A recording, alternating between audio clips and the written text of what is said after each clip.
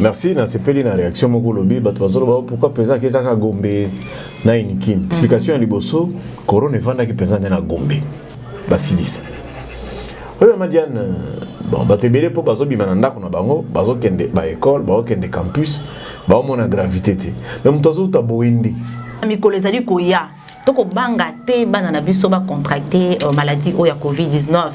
Premier ezali boye, il paraît corona ekoki kozwa bana. Mais ko boma bana te. Na ndenge nini? Le gouvernement a quand même dépensé 27 millions. C'est le communiqué à Jodino Makelele. 27 millions. Oh, le docteur était Longo Nazo reconnaître qu'à 3 millions. Bon, tout le monde. Mais il perd le bilan. On a perdu 1 million 400. Nasara qui n'a foutu qui 1 mois. Bon, c'est que 200 000 mots que Bungio. Les Cambo à état de droit. Aux autres, comment on le ligne dans beaucoup de est-ce que ça dit topito et ça pense à réalité? Comment penser en état de droit encore? De droit et Yango Kakande ko sauver biso. Dans la phrase, moi, on s'est préparé. Mingi président. Je vais voir clair. Makala batumsu bakutindi ka bamesa bakutindi ka bambeto po bavanda kina ko bomba bango na Congo central ba tumbi bango non seulement ko bomba bango parce que ba beti bango mais ba tumbi bana mibali ba oyo bazala ki na avenir mais silence total bo basala ki bongo ko tumba batwana justice il faut atia bango maboko oh non ba bomaki ya mapasa po baza bande ko président po baza baluba. C'est très dangereux et c'est très mauvais. Oui. Ndeko Barnabé Yozali n'a présenté qui tout à l'heure aux anciens rebelles. Oui, j'ai fait le RCD et l'AFDEL.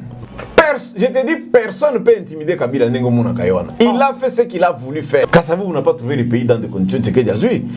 Mobutu n'a pas trouvé ça. Mouzeni Joseph.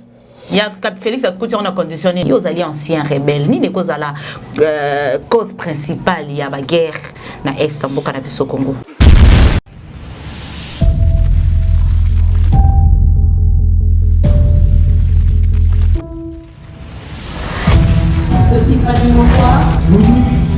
Let's go.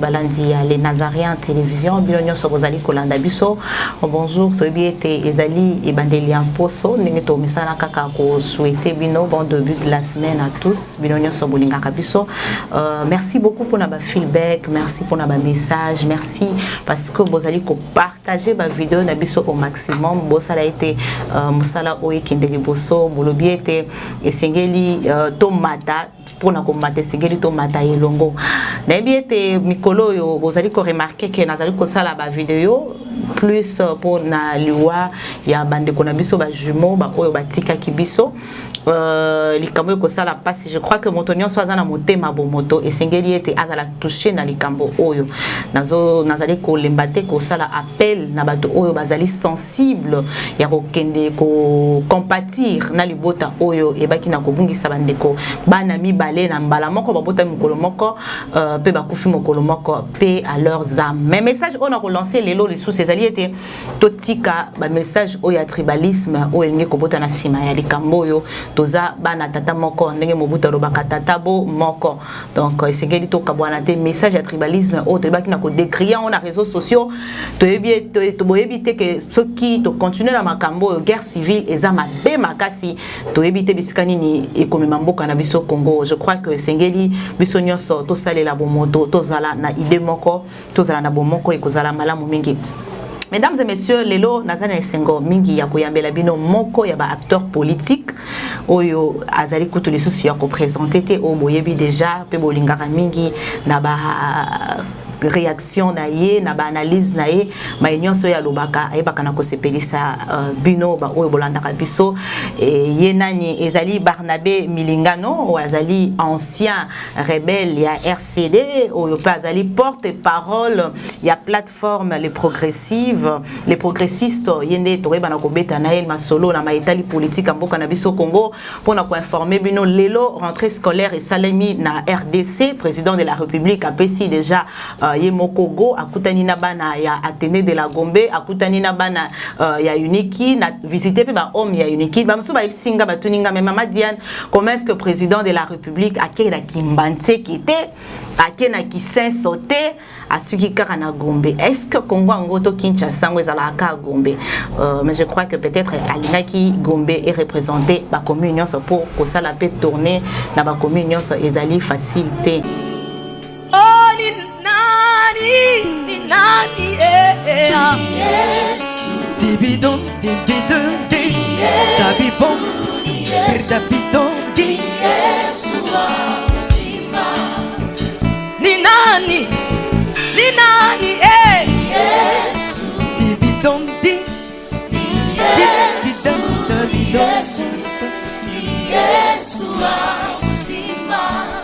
Aksanti sana Bwana Tibidon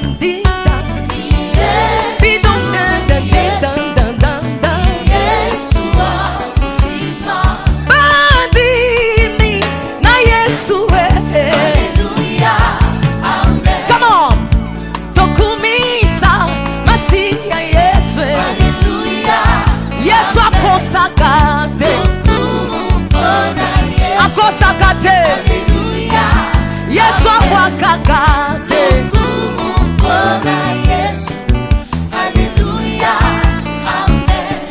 Nalabi seleka Ngai nakosale la Yesu nangai Nakosale la Yesu nangai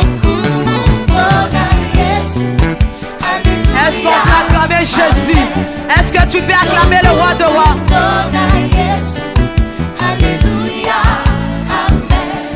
Bandi, mina Yesu, Alléluia, Amen. Sabadino, Tokumisa, Yesu Masiya nangai. Alléluia, Amen. Azana bomo, Yesu azana bomo, Alléluia, Shamazana bomo.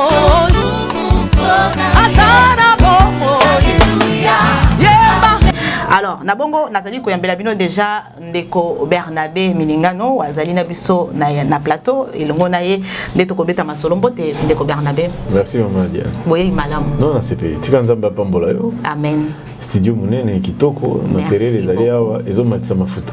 Merci beaucoup. Voilà.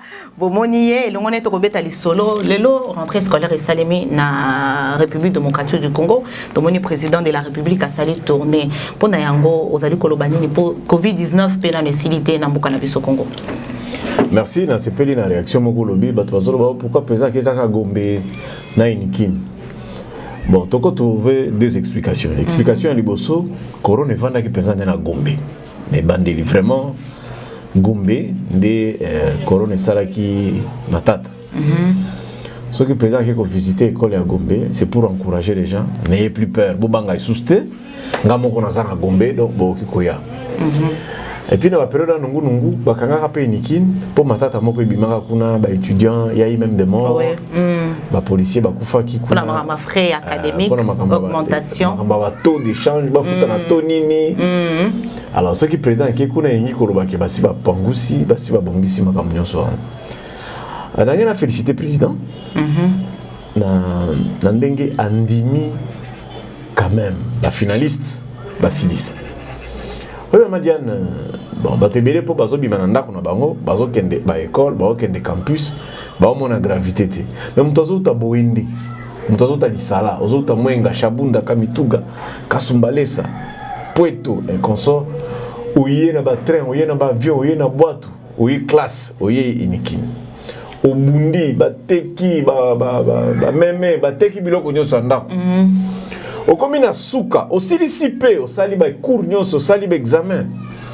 Etika la défense. Pour ba mususu. Ba mususu pe basi basali défense. Etika kaka deuxième session. Ba mususu basi basili etika kaka ba coller bango. Corona ye Bossi Bolandi ba mususu 180 jours sur 180 etika kaka 30 jours et perturber makam. Bongo anewana ekufa. Koku felingi koloba boy.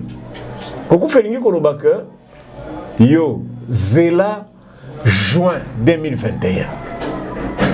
Ndeoya par exemple, au défendre la mémoire, Ndeoya Kaka, au ça la deuxième session, peut-être à 3 cours, 4 cours.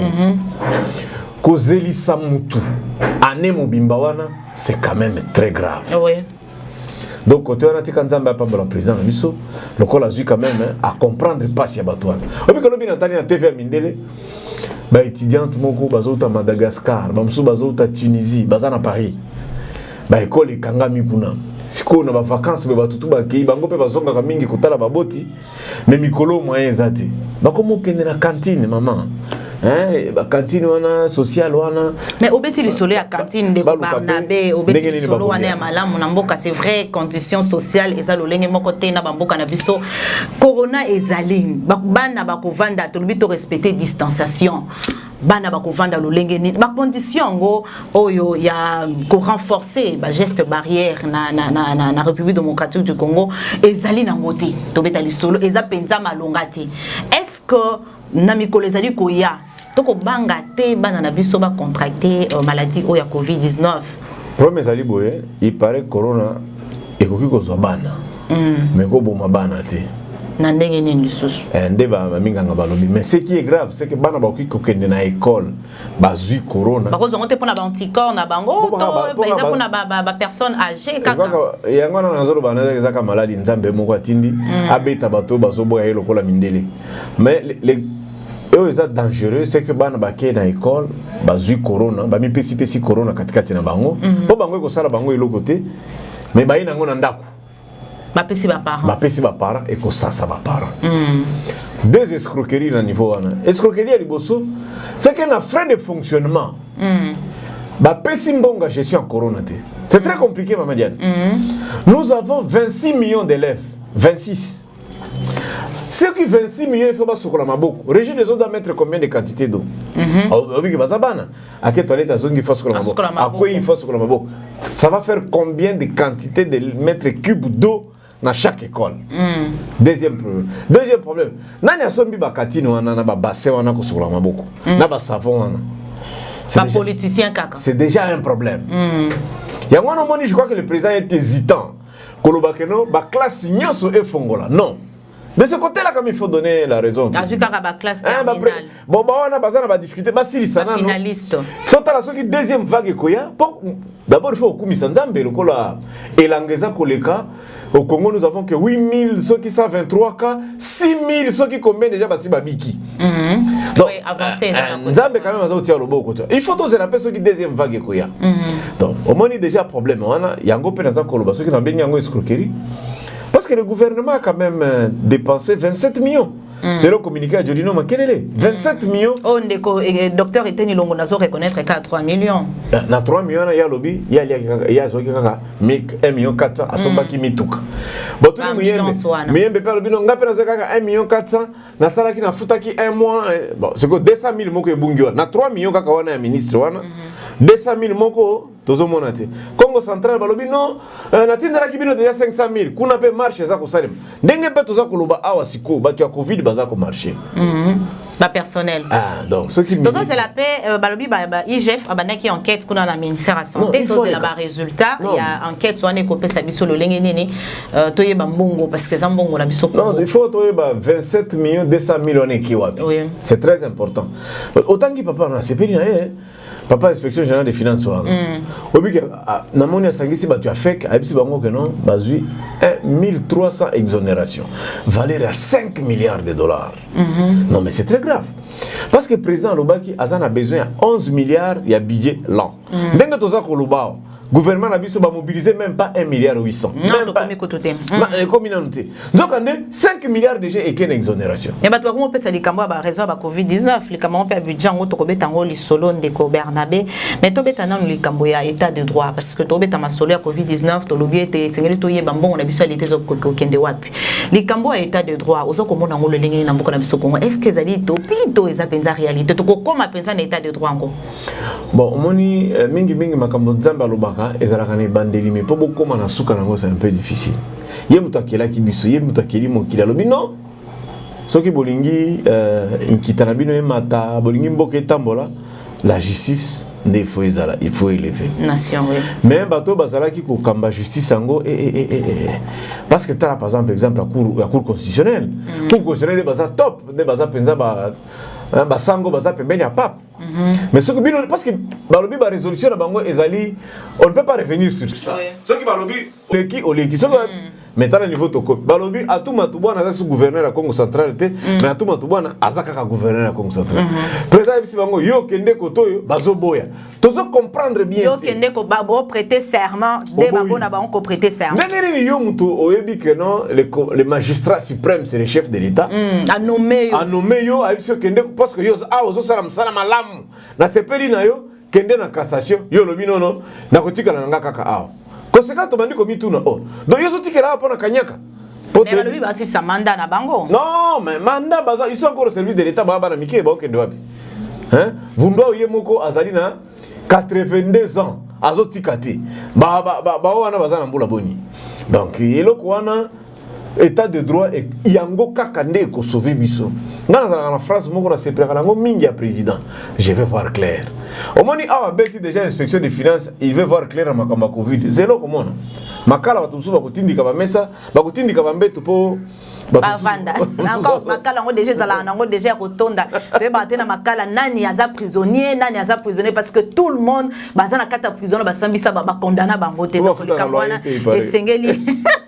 esengeli ministre de justice ata la penza côté na malamu mais toza na sangwa mawa na début émission na beta ki solo comme on peut état de droit parce que ça fait partie de l'état de droit bana o ba jumeau ba ki na koboma bango na Congo central ba tumbi bango non seulement koboma bango parce que ba beti bango mais ba tumbi bana mibali ba oyo bazala ki na avenir mais silence total ce que zala ki likambo Liban asali boye ndenge incendie sali maki je suis Liban joueur moka kufi na Italie je suis les ceux qui batangi ba kombo na pona nini oya biso ba compatriotes na biso tozo mona apparemment ba politiciens ba balingaka buzz na sima makambo bazo betango penza kara qu'est-ce qui se passe heureusement yo za maman nzamba pambola yo parce que yo lalité le bito moni o kititi na ndako ya ba jimo o bazwa ki likama bon tika nzamba alimbisa ba o basala ki bongo ayamba pe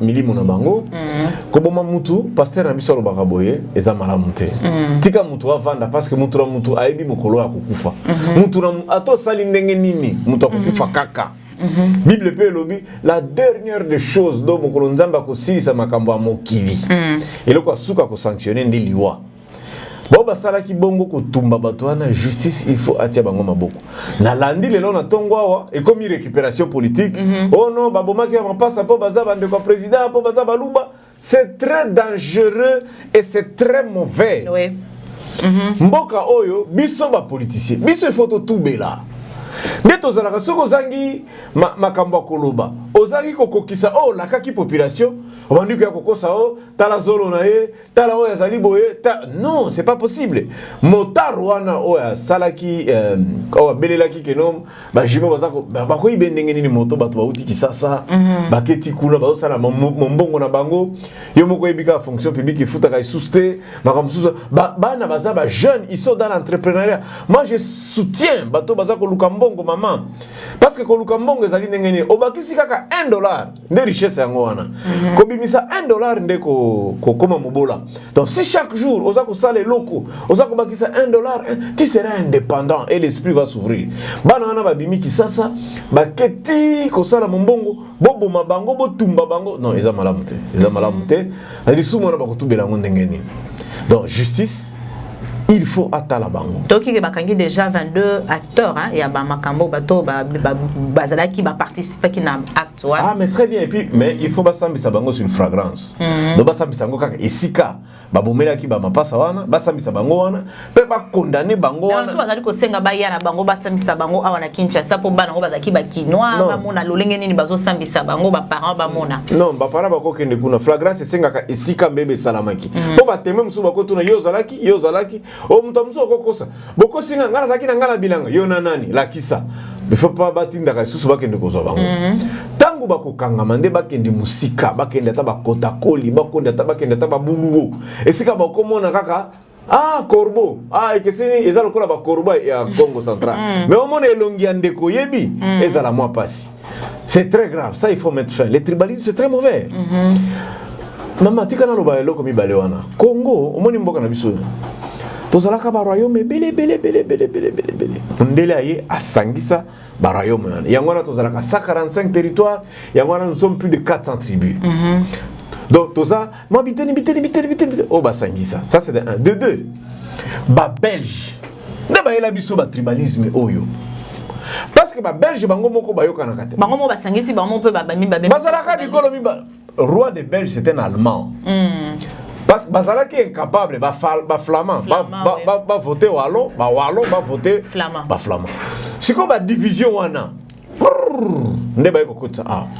Oh non, talaka batu bakasai nyo so baza baluba mais comme yote yoza bena bakwanga te oh yoza bena bakalonji. Donc ce que comme il faut kaka bakabola. Bazalaka toujours na discours moko te yoza likolo ngomba muso za na sema bele. Oh yoza non ya mi pepe. C'est très grave ce que les Belges ont fait dans ce pays. Biso il faut tout combattre encore.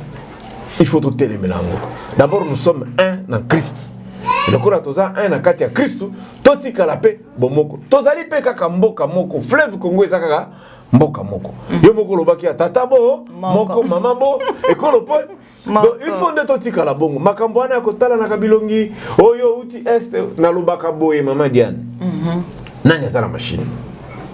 Nani azala machine de globa toti thermomètre niveau nationalité neza 36. Na olia bakiti na ba mesa. Ah! Atanya ukondoko. Na mona yo. Chayo na mwamba. La minito na kata bena katikata saka fufu. Oui. Allô, est-ce que tu bonjour. Boni. Et l'autre côté, et puis qu'il y a mon bureau à travailler tes micros. Donc dès que ça on a eu galère na niveau 0. Bon, tout ça là boy. Moi il nazana mbongo vraiment mingité. Mais nazo tchela bino moi mutio nazana ngo na agence moko boy Nazareta. Sarita qui dit sérieux. Oh. Maman, comment on dit bon donc yo pesa au fouti mbongo pour partir à Poto biso to ya to jibilo. Na bengi ya Scotty. Agence moi ifungami comme on Nazareth. Na kufie. Agence lisusu. Naka sansu mulongo kuna. Pour nous là susu. Kuna eza mambo mulongo te. Ye si afuti mbongo kuna partir à Poto, biso tozoke ko récupérer biloko oli. Ah tika boyeko. Yeso mona makamba bongo na monte. Bat papesi mbongo kuna biloko ko récupérer biloko oli na agence. Ezalaka. Mais yango bandi. Maman. Dès qu'il a yebisi ngai mena ndimite na lingi na mona ki mona beso poli kamba boye na monde na ne salamate. Mama yebisa ngai. Ba pesi mbongo kuna biso to récupérer biloko ko lia awa. Ya solo boutique Nazareta ezali boutique où ezali à distribution ya produits alimentaires. Ah! Na sali poto sunga bandeko oyo même ba oyo bazana na peu de ressources. Comme la boîte de niveau à Kinshasa, même avec un petit rien. Donc à partir à $10, $15. Donc si vous avez un bon côté, nous devons nous apporter au Sunkayo, à Ozuka Bilogolia. Eh, maman Nazareth, Tanzamba Pambola, Bakse Mikole Bele, Awa Nasena Mokili. Et bon, Awa Tozawa, Potoyeba, adresse à Awa. La boutique Nazareth a été ici à Kubungate, Toza Sir, avenue Monkoto numéro 1, direction Elengesa.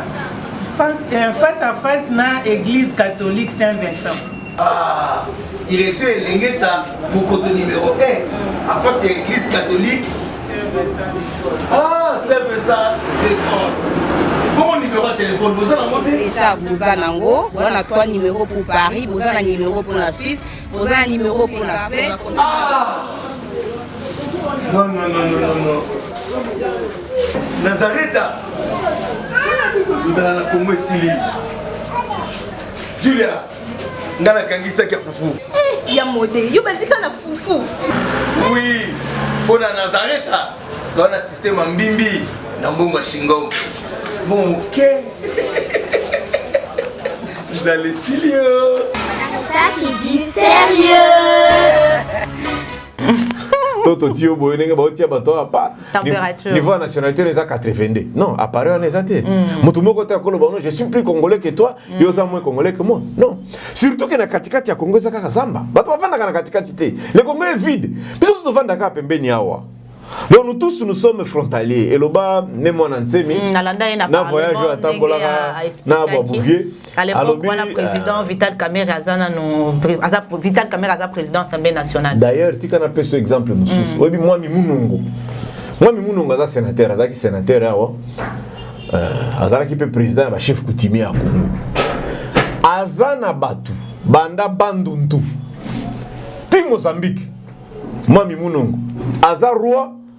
Aza chef coutumier. Zambie, Mozambique. Ti Bandundu. Oh. Moi, Mimounongo. Moi, Mimounongo. Donc, on a siko mutu. Na Yumbi. Na pèse exemple à Mibali. Mais Yumbi, c'est un maït. Des katiba tia brazana biso. Pourquoi t'appelles les solos? En tout cas les solos parce que photo beta les solos ya les kamba. On il faut ça nango pena jour sous émission to solo la na o makamboana. Ndeko Barnabé yo zali na présenté qui tout à l'heure cause ancien rebelle. Oui, j'ai fait le RCD et l'AFDEL. AFDEL, il y a ni regrettaka. En tout cas na marche na yo to na passé na yo comme ancien rebelle. Non, na regretta que l'autre côté d'elle que tu n'as pas. Ce qui n'a pas en 1960, n'a pas la peine d'indépendance. Parce qu'il y a un sali AFDEL, pardon. Na sali RCD. Na sali qui n'a 1+4. J'ai dirigé la campagne à Roubaix la première élection en 2006. Na sali na 5 chantiers à Kabila. J'ai participé à la campagne à Kabila en 2011. Na sali pe na révolution en modernité 2011 à 2018. Na awape na Zakobunda na état de droit. Je suis un homme politique, maman. Il faut na participer na parcours. Je ne regrette rien du tout. Parce que c'est une première expérience et puis cette expérience à malamu. Ce qui nous a dit bino biloko wana na mboka bo regretter te boye kola ngo pe. Et ça na regrette à mon côté. Non, parce que objectif est noble. Maman Diane, peut-être ça fait 24 ans que je suis là, solo. À l'époque, dans Souka et Mobutu, il n'y avait plus d'avenir. Espoir est à la kati. Bana baza kotanga, moi aussi les a quitté. Alors bato ba ki biso ba yaya ba ki biso boy. Non, le la conférence nationale souveraine et aussi là, bazo yo kanate tokende kaka na maponami. Ah, ok, pour la nini. Non, nous, nous sommes qu'il faut voter les dirigeants. Ça s'appelle la démocratie. C'est tout ce qu'on nous a dit. Ah bien, ok. Toi, Bimisa Mobutu, toi, la démocratie. Ce qui est l'autre, c'est qu'on vote, maman. Pour les alliés, il y a biso, qui makila na bango. Tokomi awa, musée a commis le 17 mai à Lubumbashi, pas à proclamer président. Tokomi na Kinshasa, musée a eu décret à Kangiba parti politique. Musée a eu décret à Kangiba église. Musée a eu décret. Et comme il y a ce que ça, la décret na décret na balobité. Il y a un problème ici. Écoute, à l'époque, à Pékin, ça n'a pas si bas pantalon. C'est juste pour rire. Non, mais c'est important. La démocratie, on s'en il y a une introduction, il y a une constitution à Bisso. Depuis 1960, nous avons un problème de légitimité. C'est-à-dire que Lumumba a révoqué Kassavoubou, Kassavoubou a révoqué Lumumba. Première légitimité. Dis-le-le. Alors, non, rentrons, nous devons chercher la légitimité. Deuxième guerre à libération. Il y a biso RCD to sala qui a 3 raisons. Raison à liboso, la légitimité du pouvoir. Nous devons asseoir un pouvoir légitime. Il y a un tango toyaki a 1+4. Toyaki na 85% d'acteurs politiques. Toyaki na 45% de territoire, na 40 000 militaires. Mais un Roubaix à perdre qui était le candidat du RCD en 2006, Kabila a gagné. Biso to beti lusako. To pesi 40 000 militaires, to pesi 45% de territoire. Biso yo to bandi ko salira Kabila. Il y a mis une démocratie. On doit voter à tous les niveaux. Bon, et si on a un député, et si on a un président, on a un député provincial. Mais on va venir à un quartier. Et ça la minanoute. Mais il faut tout le cas.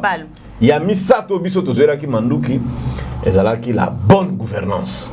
Ko gérer mbongo maman budget la bonne gouvernance ngo ti le lopé ndeko to lo babosolo la bonne gouvernance ngo bana mboka o bazali ko landa biso je ne sais pas ce qui bazali ko mona la bonne gouvernance ngo démocratie obino bobundela ki to ebité ti le lo est-ce que démocratie wana mboka na biso Congo en tout cas de to ba Congo démocratique eza vraiment démocratie ba benga ngo processus processus ezali ko lo baboza ko matangomba malé mais ce ko tali pe ba mboka eza nzinga kaka ndenge ndenge nous bâtirons nous peuplerons toujours futur to ko kendeke kaka la partie on a partie nous dans ngakate nos aïeux dans ngakate bati nzambete na kati mais to ça ko buna futur Congo linga futur ce qui peut tali bamboka msusu Congo to ça ko avancer comme to mindi makate ezaka biloko mibale misato to mindimaka te tozalaka na basi kitoko mais tondimaka te ke boya danze bolambaka bien mais tondimaka te tozalaka biloko mo tala Ouattara 78 ans président en Côte d'Ivoire a eu pouvoir na mandoki babundaki na Gbagbo awa sikoyo dauphin yo sali 10 ans na pouvoir dauphin akufu yo moko ponaki dauphin maladie akufu ko pona mususu te omoni ke côté na biso wana alternance monsieur Simbaki oya biso président 48 ans alternance simbi o lelo mbutu ezali oya boya oya linga oya boya oya linga mbutu ezali atana libala mais libala ezala pe des fois l'autre ba pe ke so simba na ngote to kabwani non oyo ko kabwana te parce que ça baboti nde baponaki ezali libala omoni kaka moboti apone non mais il faut ndeko Barnabé lo bana moboti aponaki so ndengene non je voudrais dire quand même ce qui est important c'est que chez nous notre président a 48 ans. Il avait tout, l'armée, le pouvoir, mais à Tiki. Alors, oui, ngam tu n'as signé qui constitution à Kobe Bisangote. À Tosi, est-ce qu'à Tosaki parce que il y a beaucoup de gens qui à Tosaki parce que menace les Alaki. Non, non, comment menacer Kabila? Oh, Kabila est intouchable. Il est Azanani, Azan citoyen congolais. Oh, il y a un bangate. Oh, on n'aime qu'au bangate. Ngana bangate. Kabila peut bangate. Je te dis, personne ne peut intimider Kabila Nengomuna Kayoana. Il a fait ce qu'il a voulu faire. Tomona. Kabila Zolenga. Non, ça ne se fait pas. Il y a mis balé. Pouvoir qui s'appelle Kolenga. Non, volonté n'a pas beaucoup. Depuis 2008, qui est officier, n'a général. N'a pas respecté la constitution. Dès que tu sais qu'il dit par exemple, c'est que tu sais qu'il y a un deuxième mandat à faire Bandakutu. Nairobi, c'est qu'il a dit non. Moi, j'ai fait juste un mandat, j'instaure l'état de droit, je laisse le pays continuer. Oyo kanangambo ya UDPS bakolobaka ke bakosala 10 ans tozana bino elongo bakoki kopona candidat mususu. Ça ne veut pas dire que il faut zalaka Félix Tshisekedi. L'UDPS peut aligner Kaboun, peut aligner Kabouya, peut même t'aligner toi. Mais Tshisekedi, il observe. On veut qu'il n'y a aucun président à Kutambo Kaboy le Tshisekedi. Kassavou n'a pas trouvé le pays dans des conditions de sécurité. Mobutu n'a pas trouvé ça. Mouzeni Joseph. Il y a Félix a coûté en conditionné. Institution tous les alliés. Institution tous les alliés. C'est-à-dire que chaque porte. Économie est là, c'est. Maman, mais au moins ministère économique clé, Zali, ministre Azana Katia Bureau. Ce qui est mon cas pour un ministre Mabé en Italie. Primature clé, Zali, premier ministre Moutouaza. Bandi abandana presque niveau 0. Fois banda kotombo. Les morabi que Aloba on reconnaîtra que Nazana bâton magique té. On est là qui loba moko qui politique parce qu'il a compris que position est là qui déjà mon boulot. Tout loba bo solo de Bernabé. Il a trouvé 1,350 milliards. Il y a Nyongo Botika qui combien? Non. Espèce na kati ya banque. Ya nyongo ezala ki. Mais caméra balaki na mbongo nini? Babalaki na mbongo wana. Batambolaki epoto ndengeni na mbongo wana. Tolanda ki procès ba balobaki que bazwaki bazalaki na makambo na bango, Vital azalaki na mbongo na Vital, il faut reconnaître que Vital azalaki candidat président et candidat comment azalaki président Assemblée nationale, azala plusieurs fois na fonction na mboka. Oh. Na boité. Même mbongo ba pesaki Jamal Ezalaki a camérité. Ezalaki à l'État. Ezalaki à l'État, bien sûr. Semaine passée, Diane. Tout est limite 20 et Kitine à 15. Le directeur de la Banque centrale a dit oui, nous avons diminué le taux d'échange parce que nous, la Banque centrale, a injecté 25 millions sur le marché. On a qui le connaît. Tu as qui top Congo. Ah, bon. Et Kitine à 15. Injecté qu'à 50 et Kitine à 10. Injecté qu'à 75. Au moins, que raisonnement, on est à l'autre. A injecté. Si vous avez 57, tu es mal loin. Bah injecté. Quand on mérite comme 11, non? Toi, on mérite comme 9. Parce que n'oublie pas que les fonctionnaires continuent à être payés à 920. Mais les Kamokoto Félix Tshisekedi aye na makamboto moni justice a moni ngeza ko kende bambongo mususu to kaki na sango to mona pe bato bazolinga ba défendre ngo. Mais na tango akala moto moko te to beta li solo ke mbongo ya 5 chantiers là autant de millions. Boyoka procès nango to kalika mongo te. Moi, on doit reconnaître Ndeko Barnabé. Non, mais le saco. Le saco pour le quoi. Parce que, écoutez, Kamere, c'est pas n'importe qui. Kamere a d'abord camarade du président, batambouli ensemble. Kamere a beau frère président. Kamere a batou. Et puis c'est un grand homme politique très populaire, très populaire. Mais si le président Kokangami soit le but, non. Je vais voir clair na biloko wana. Est-ce que c'est le président qui a voulu voir clair ou bien c'est la justice? Non. Population à Tchangou.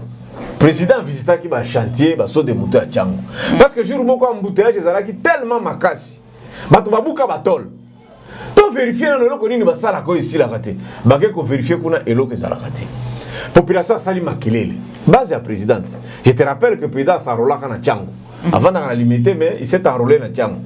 Le président comme ça le bino azoto soki ba nsele soki kotala kabila soki wapi na habité abi bon natala nanu makambo ezali na kofongola boye eloko ezate ba le président bakosa kiyo. Vendredi, il faut rappeler qu'il n'a jamais raté de conseil de ministre. 43 soki 40. Ça c'est une première aussi hein. Depuis que ça vous oui. Tu sais que Nene Moutiali Bosso a raté jamais conseil de ministre. Oui. Et ça c'est à féliciter. Attends ceux qui premier ministre Lukakaï va communiquer. Abo sani que chaque vendredi à mon président na kati. Alors que na otinda natinda mukanda po président ya vendredi comme mon président. Alors président de la commune à conseil des ministres. A tout ni qu'est-ce qui se passe là? Ba Tchango va télémisa kinga. Oh non, biso tozo senga mbongo, ministre des finances azo pesa mbongo te. Ministre de la na si na pesa déjà 70%. Mais misala monsieur le président va s'arrêter à 30%. Moi il a continué à passer mbongo exact. Oh président je vais voir clair. Mais je vais voir clair wana to yebi ete makamba vital caméra na so de mouton to yoki angote. Makamba vital caméra ba maison préfabriquée et si ba kataki ba lobela ki to landa ki procès wana likamba so de mouton to yoki te makamba soupe to zala ko zena 15 millions to yoki angote. Président à lobby il veut voir clair na programme à 100 jours. Le président n'a pas dit qu'il veut voir clair dans ma maison préfabriquée. 100 jours et ce qui est préfabriqué. 425 projets. Ezali 425 projets. Mi balé na sokok. Bakanga ki pe batu mususu. Makabuza bakangi bango pona balabala ya Goma. Mais misala eza continuer kunati. Bato ya Afrikas. Basa ko continuer. Mais Barnabé Torobeta en tout cas Torobeta les sola 100 jours parce que 100 jours non l'oubli que ba projet za 425 puis président signé un chèque à 400 millions de dollars. C'est pour la première fois. Oui. Président Bimisi 400 millions de dollars. Basalango, bato babali baliawa, bato basombi ba chaise Louis XIV. Bato babala kala. Ba siège va parti pour babala pe na mbonga mboka. Ba siège va parti comme Louis XIV. Président Lobi, il faut mon clair loko. Les kambo o ngala lenga ki nazwa yo pe na plateau to beta li solo ya est parce que maizali ko le kanamboka na biso Congo mingi na partie est kuna et ça la biso passe mingi. O ezali penza ba décennie depuis bato na bazala na kimiate. Yo zali ancien rebelle ni ne cause la cause principale ya ba guerre na est mboka na biso Congo. Mi balé misato. Première raison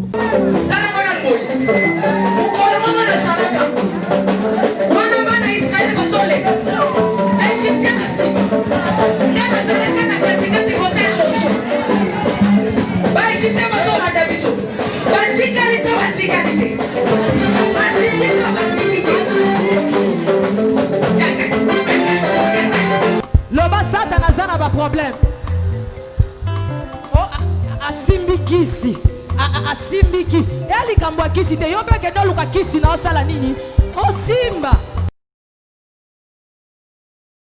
Je crois qu'il est temps pour nous de nous prendre en main, de nous lever, t'ôter les mains, en nous consolidant, en nous fédérant, en créant notre propre économie pour devenir une communauté forte et respectable. Je crois que face aux atrocités que notre beau pays, la République démocratique du Congo, subit, spécialement à l'Est, à savoir les viols de nos mamans, de nos filles, de nos sœurs, face au pillage de nos ressources, à la déstabilisation politique et sociale du pays, on ne peut plus se taire. Trop, c'est trop. Face aux injustices, au génocide impuni, on ne peut plus se taire. Trop, c'est trop. Face à la possibilité d'une balkanisation, on ne se taira point. Trop, c'est trop. Face au tribalisme, à toute forme de xénophobie, de misogynie, nous ne nous tairons point. Trop, c'est trop. Face à la famine, face aux personnes qui succombent suite à des maladies banales à cause d'un système sanitaire défaillant, Batubazo Koufa Neti Banzinzi, Eza Mawa Mingi, on ne peut plus se taire.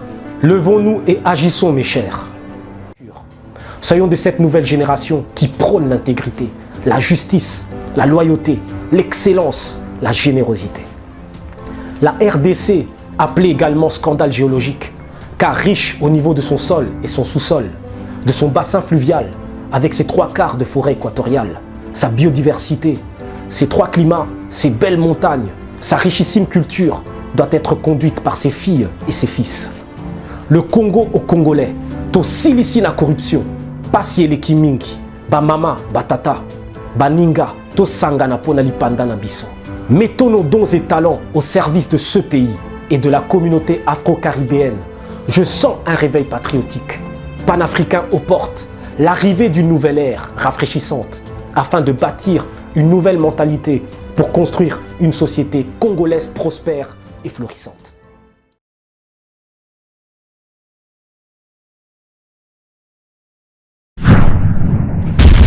Shalom, fidèles téléspectateurs de NazaréenTV.com, une chaîne 100% chrétienne qui édifie le chrétien du Congo ainsi que du monde entier en général.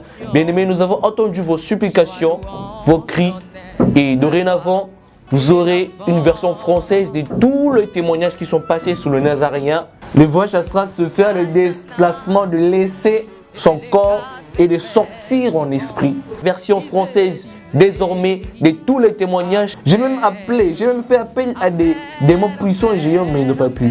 Ceci est un grand rendez-vous à ne pas manquer, un cadeau surprise que vous offre le Nazaréen. Abonnez-vous très massivement sur le Nazaréen News afin de ne pas rater cette occasion. Ces combats étaient sur le plan spirituel et le plan physique. Et ces témoignages vous sera présenté par votre digne serviteur, Elel Pembengoma. Attendez-vous à une grande bénédiction. Restez branchés, restez connectés parce qu'il y aura du lourd et il y aura du nouveau. Et que Dieu vous bénisse énormément et abondamment. Moi je demande par rapport à la robe parce que vous avez expliqué la fois passée par rapport au pantalon.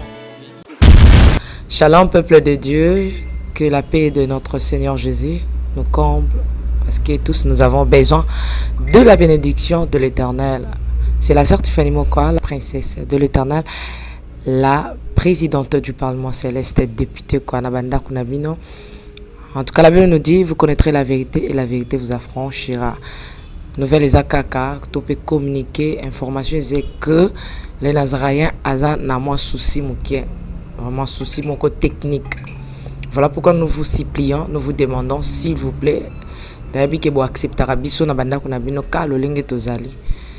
Vraiment tokosenga na bino na bolinga nkolo bayo bolinga kakolanda mingi les Nazaréens vraiment bosunga biso bo s'abonner na les Nazaréens News donc neka ke komami wana les Nazaréens News parce que les Nazaréens oyo ya Kinshasa ndeko boyebaki liboso ezu un petit problème technique donc moi tokota ba vidéo ya milai eza vraiment pour l'instant donc voilà pourquoi na bolinga musalo tozala nango tosala libino les Nazaréens News dans les Nazaréens News ndé ya bino les Nazaréens News les aka les Nazaréens donc ndakwa les Nazaréens okay?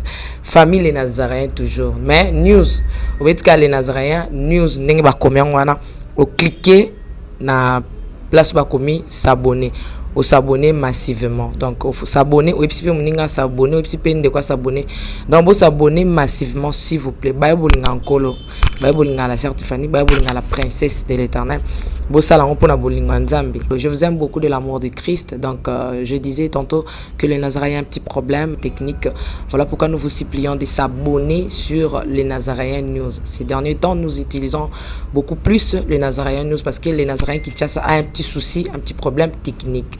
Que le Seigneur nous bénisse, que le Seigneur vous bénisse parce que tous nous avons besoin de la bénédiction de l'Éternel car la Bible nous dit c'est la bénédiction de l'Éternel qui enrichit ne fait suivre d'aucun chagrin. Au moins quand émission Tali yo attaque au Tali donc tozo suka kana ba minute yo ba 1 minute 2 minutes 3 minutes parce que moi to ke mula ezate donc ba témoignage au lanjo table sainte au lundi mission ka ucho landa oyo attaque oyo lundi ya muke oyo donc cliquez lien oyo na sewana après titrage kazo elandaka wana donc so komoni titrage na sewana omona lien alors cliquez lien wana et komema directement na les Nazaréens News donc cliquez kaka donc au tali attaque omona titrage eza wana parce qu'on a c'est à titrage wana komona lien final lien wana et komema yo na les Nazaréens News. Quant à moi je suis rempli, je suis comblé de joie pour bokozala boko s'abonner ebele ciao.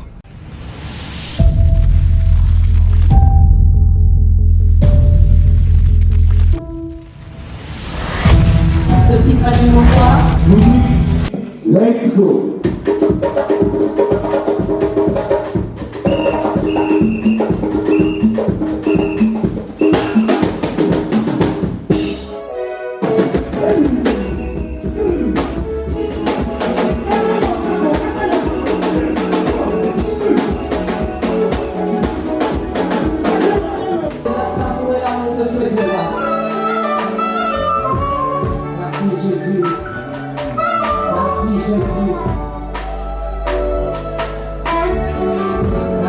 Jésus.